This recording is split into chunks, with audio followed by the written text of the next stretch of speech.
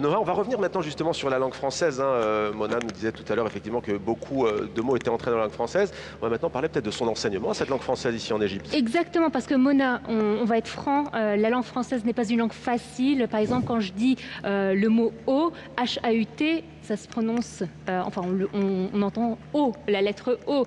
Lorsqu'on dit de l'eau pour boire, également E-A-U, on a le même son que le mot précédent. Je donne un autre exemple, oiseau, toutes les lettres de ce mot ne sont pas prononcées. Comment vous faites, vous, avec vos étudiants? Pas facile, hein?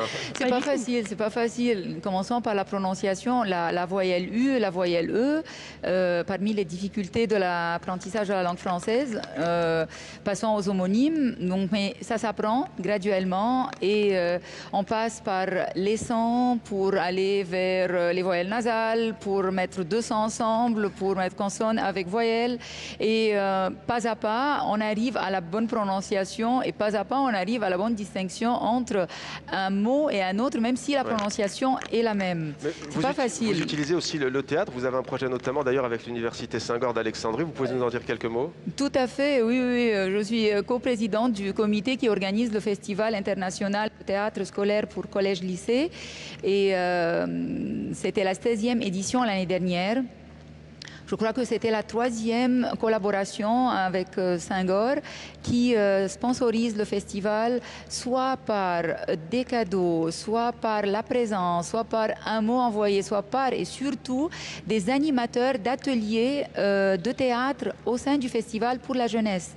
Et aussi le spectacle folklorique l'année dernière pendant l'ouverture a été offert par l'Université Senghor et c'est vraiment une richesse ajoutée, une valeur ajoutée au festival. Alors Mona, justement, qu'en est-il de la langue française dans les écoles publiques en Égypte? À partir de quel âge, par exemple, les étudiants égyptiens découvrent cette très belle langue? Ça dépend, les écoles publiques LV1 ou LV2. LV1, ça commence depuis la première préparatoire et LV2, c'est la première secondaire. Si l'on compte le nombre d'étudiants, que ce soit dans les écoles publiques, privées, homologuées, là on dépasse bien 7 millions d'apprenants au niveau de la République.